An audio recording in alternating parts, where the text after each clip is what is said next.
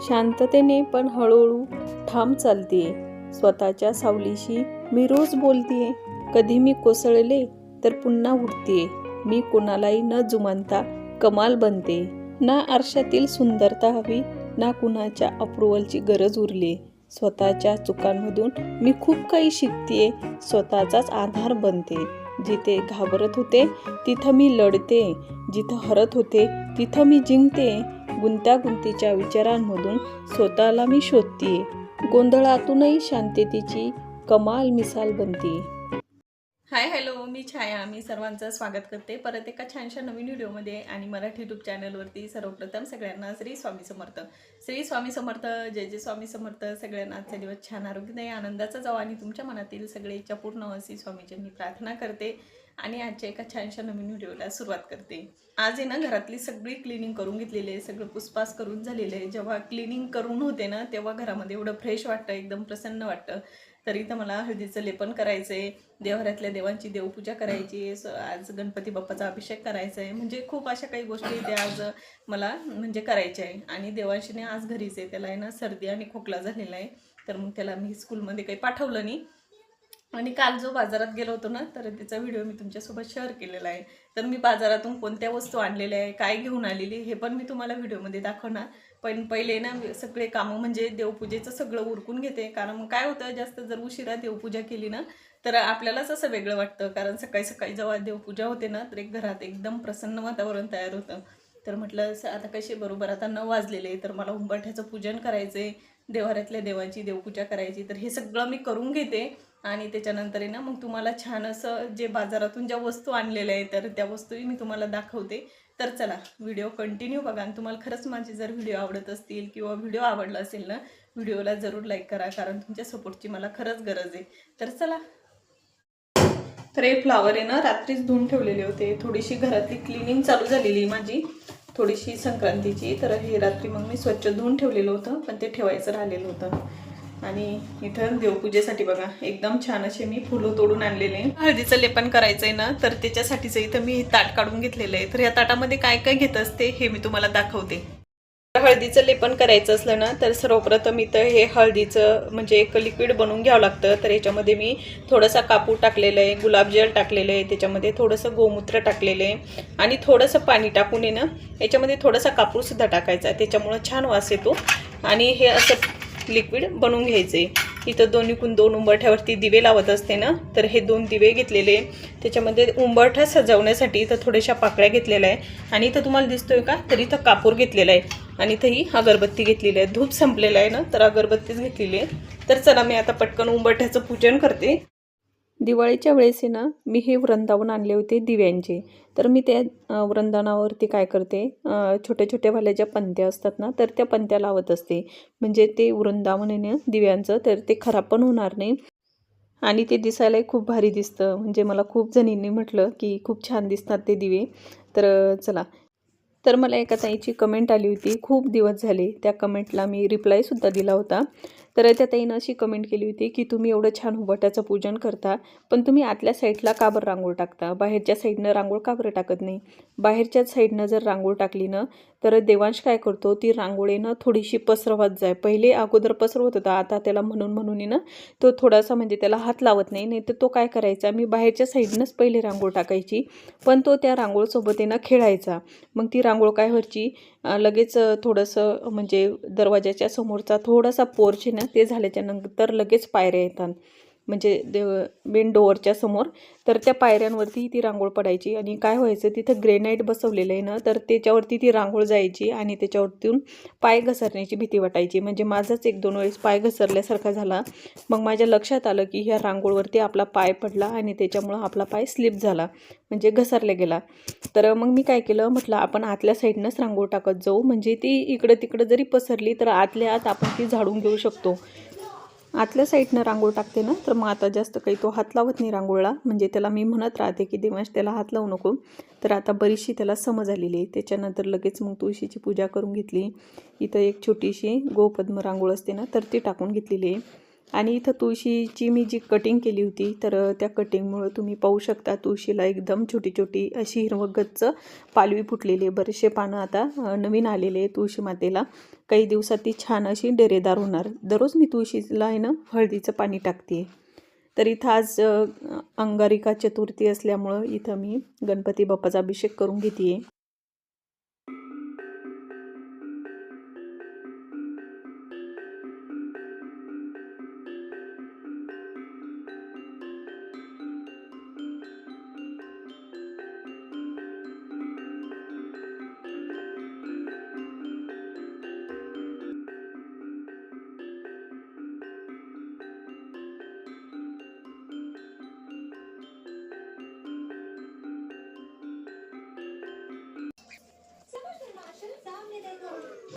T V बंद करते. खूप वेळची टी व्ही चालू आहे. टी व्ही कमी पाहतो आणि बाहेरच जास्त खेळतो.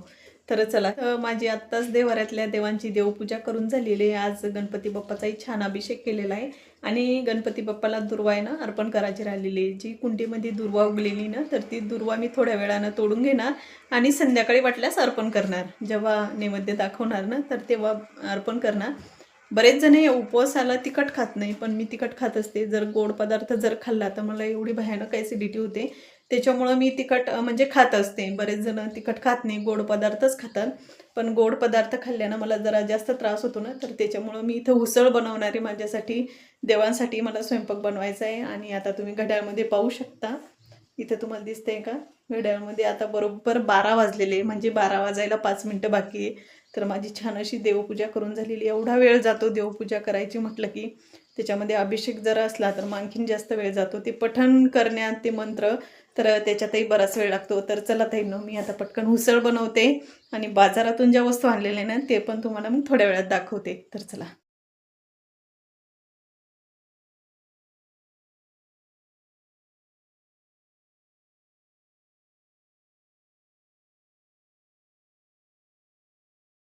आमच्या कॉलनीमध्ये जे गणपती बाप्पाचं मंदिर आहे ना तर तिथं आम्हाला दर्शनासाठी जायचं होतं. पण ताई म्हणे पहिले आपण ह्या खाली शेतात जाऊ आणि तिथं जर दुर्वा असतील तर आपण घेऊन येऊ. तर तिथं मावशी बसलेल्या होत्या शेतावाल्या. आम्ही त्यांना विचारलं तर मावशींना माहिती आहे की ह्या बाकी म्हणजे ज्या गोष्टीसाठी आल्या त्याच गोष्टी घेऊन जाणार. तिथं पुष्कळ असा भाजीपाला लावलेला आहे, खूप साऱ्या वस्तू आहे तिथं. पण आम्ही बाकीचं कशालाच हात लावत नाही. फक्त ज्या गोष्टीसाठी आलो ना तर तीच गोष्ट घेऊन जातो. साठी आलो आपण इथं मजा करायसाठी नाही आलो. तुम्ही इथंच थांबा, इथंच थांबा. काढ ते काढ. हे बघा विपाची मम्मी हात दाखवा का. दोन्ही हात भरलेले. बघा असा आनंद भेटतो आम्हाला आमच्या एरियामध्ये. तर इथं मी तुम्हाला थोडासा आजूबाजूचा परिसर दाखवला. खूप सारे असे आंब्याचे झाडं होते. खूप सारा असा भाजीपाला पण लावलेला आहे. आणि इथं हे मक्काचं जे शेत असतं ना तर ते म्हणजे इथं त्यांनी मक्का लावलेली होती शेतामध्ये. तर बरीच वाढलेली होती. तर बाजूला धरण असल्यामुळं म्हणजे इथं पाणी पुष्कळ आहे. तर इथं 12ही महिने म्हणजे शेतात पीक घेतलं जातं. तर आम्हाला हा निसर्गाचा आनंद ना इथंच मिळतो. तर इथं हे जे झाड आहे ना तर हे चिंचेचं झाड होतं असं मला जाधवताईने सांगितलं की हे चिंचेचं झाड आहे. तर चिंचा तर काही आलेल्या नव्हत्या त्याला, पण ते चिंचेचं झाड आहे. तर आम्ही मग तिथंच बसून आहे ना दुर्वा म्हणजे तोडून घेतलेलं आहे. कारण आम्हाला गणपती बाप्पाच्या मंदिरातही जायचं होतं आणि घरच्या गणपतीसाठी मग ती पण घेऊन जायची होती. तर त्यामुळे तुमच्या कुंडीतली जी दुर्वा आहे ना तर ती राहू द्या, आपण इथूनच घरी पण घेऊन जाऊ. तर मग आम्ही तिथंच निवडून घेतल्या. त्याच्यानंतर बाजूलाच मंदिर असल्यामुळं मग आम्ही लगेच तिथं पूजा करण्यासाठी आलेलो आहे. येतानाच आम्ही फुलं घेऊन आलेलो होतो. हळदी, कुंकू, अक्षता हे सगळंच आणलेलं होतं आणि त्याच्यानंतर पूजा केली. तर एवढी सुंदर अशी गणपती बाप्पाची मूर्ती, खूप सुंदर अशी मूर्ती आहे. याचा शॉर्ट व्हिडिओ मी म्हणजे आपल्या चॅनलवरती टाकलेला आहे. ज्यांनी पाहिला नसेल ना तर तिथं जाऊन तुम्ही नक्की बघा. एवढी छान अशी मूर्ती आहे. महिन्याची जी चतुर्थी येते ना तर त्या चतुर्थीला इथं भंडारा ठेवला जातो. म्हणजे त्याच गल्लीतल्या सगळ्या ताई मिळून तो भंडारा करतात. तर इथं बाहेर आहे ना तर तो स्वयंपाक चालू होता. आज अंगारिका चतुर्थी असल्यामुळं त्यांनी पुरणपोळीचा स्वयंपाक ठेवलेला होता. तर तिथं बऱ्याचशा आमच्या कॉलनीमधल्या ताई ना तिथं स्वयंपाक करण्यासाठी आलेल्या होत्या. तसं मी तुम्हाला पुढं दाखवतेच.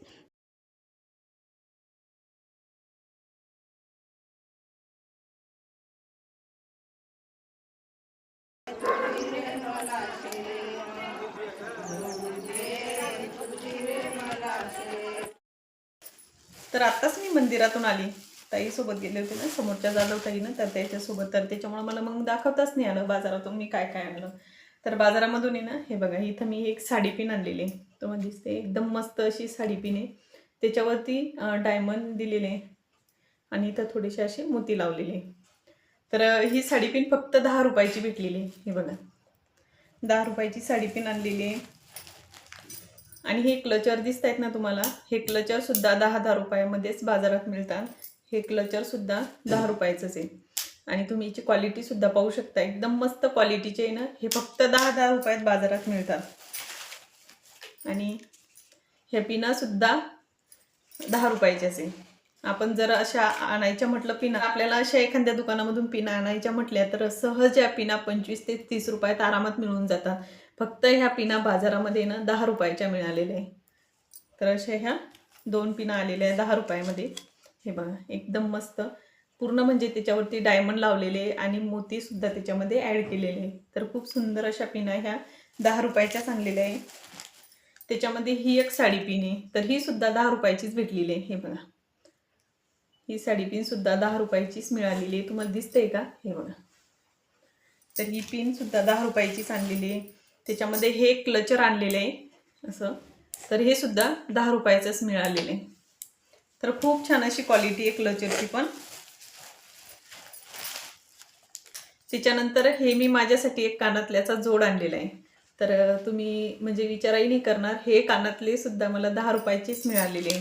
हे बघा एकदम छान असे. आपण जर असे एखाद्या दुकानामध्ये घ्यायला गेलो असतो तर हे आरामात 50 रुपयाचे तरी दिले असते, म्हणजे आहेच त्याचे 50 रुपये प्राईस, पण बाजारात फक्त ही 10 रुपयाचे कानातले मिळालेले. हे बघा एकदम मस्त असे हे कानातले मला म्हणजे घेतलेले. त्याच्यानंतर हे एक छोटं पाकिट आणलेलं आहे कानातल्याचं माझ्या मुलीसाठी. तर ते ना सहसा 10 रुपयाचंच मिळतं. तर हे एक पॅकेट घेऊन आलेले आहे. त्याच्यामध्ये परत मी एक ही साडी पिन आणलेली. हे बघा एकदम छान अशा साडी पिना मिळून जातात बाजारात, 10-10 रुपयालाच मिळतात.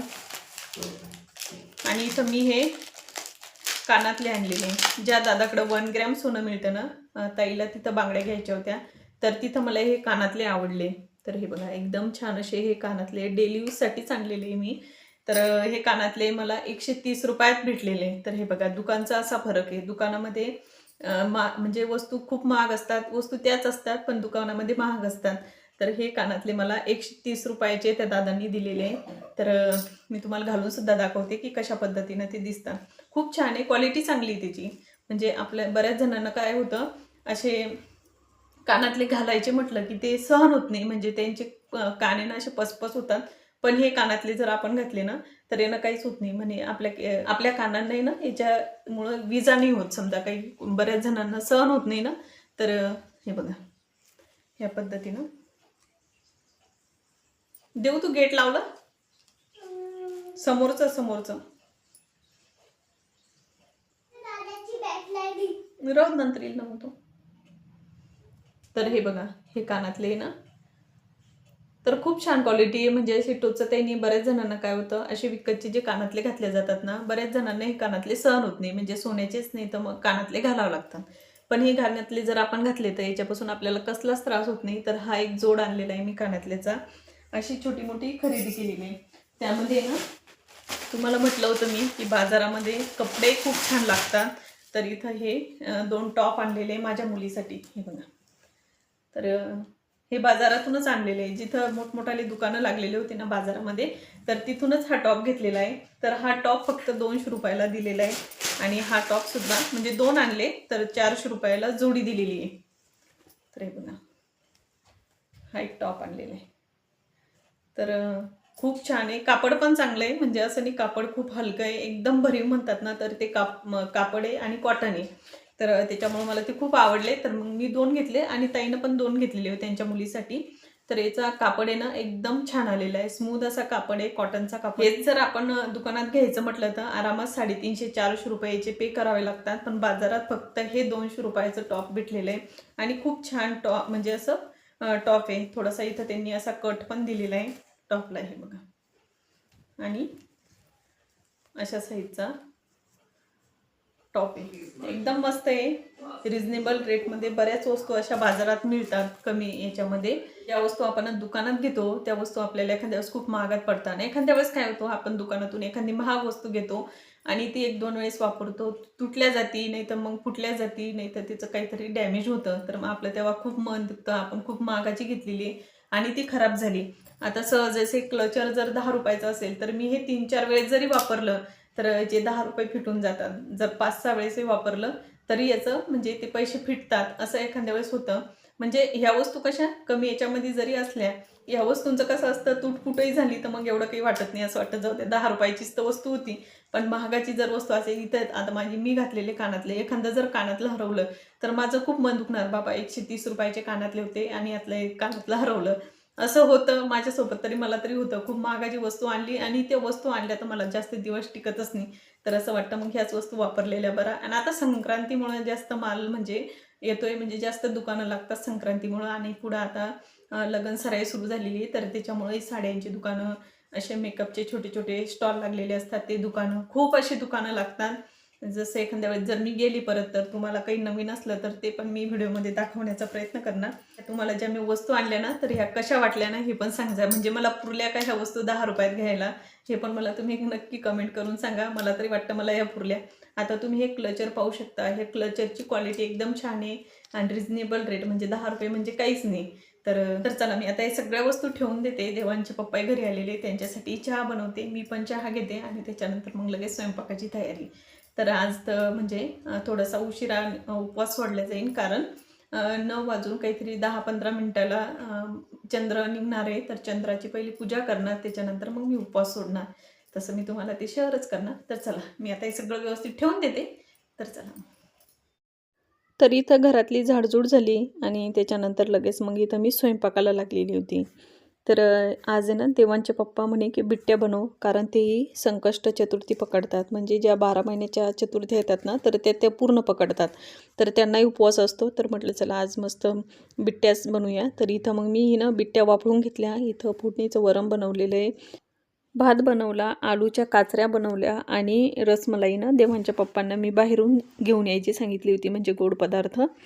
तर इथं माझा पूर्ण स्वयंपाक करून झालेला आहे. मला फक्त आता नैवेद्यामध्ये ना मोदक बनवायचे राहिलेले, कारण मेन पदार्थ म्हणजे मोदक आहे. तर मोदक बनवायचे, देवांशले सर्दी असल्यामुळं त्याच्यासाठी ना एक पोळीसुद्धा टाकलेली आहे. तर इथं माझा पूर्ण असा स्वयंपाक करून झालेला आहे.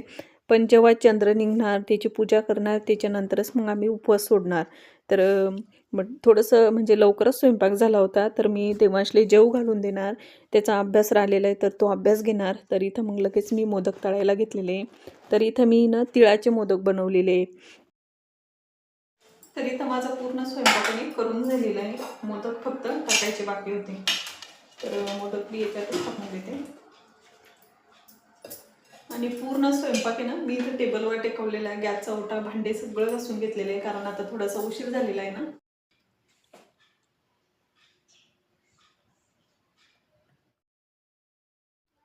तर इथं घड्याळामध्ये 9 वाजून 15 मिनटं झालेले होते. 9 वाजून काहीतरी 14-15 मिनटाला चंद्र निघणार होता. तर मी अजून 5 मिनटं थांबणार, त्याच्यानंतर मग वरती जाणार. तर मग मी वरती गेलेली होते. देवांश पण माझ्यासोबत आलेला होता.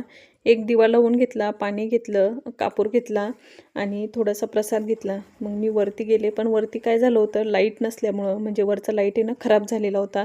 तर त्याच्यामुळं वरची चंद्राची जी पूजा केली ना तर ते काही मग मला शूट नाही करता आलं. म्हणजे अंधारच येत होता सगळा मोबाईलमध्ये. तर मग मी ते काही शूट नाही केलं. चंद्राची पूजा करून मग मी खाली आले. खाली आल्याच्या नंतर माझ्या आरत्या करायच्या बाकी होत्या. हरळी व्हायची, दुर्वा व्हायची बाकी होती. तर ते करून घेतलं. त्याच्यानंतर चौकोन काढून इथं नैवेद्य दाखवला. तर अंगारिका चतुर्थीचं रुटीन मी तुमच्यासोबत शेअर केलेलं आहे. कसं वाटलं हे रुटीन मला नक्की कमेंट करून सांगा. तर चला इथं माझी छान अशी चंद्राची पूजा करून झाली, नैवेद्य दाखवून झाला, सकाळी छान अभिषेकही करून झाला. तर अशा पद्धतीनं माझं अंगारिका चतुर्थीचं रुटीन होतं, ते मी तुमच्यासोबत शेअर केलेलं आहे. तर चला ताईंनो, आजचा व्हिडिओ ना मी इथंच थांबवते. आय होप तुम्हाला माझा आजचा व्हिडिओ आवडला असेल. व्हिडिओ आवडला असेल ना, व्हिडिओला जरूर लाईक करा. भेटूया आपण अशाच एका छानशा नवीन व्हिडिओमध्ये. तोपर्यंत तुम्ही स्वतःची काळजी घ्या. श्री स्वामी समर्थ. जय जय स्वामी समर्थ. सगळ्यांना बाय.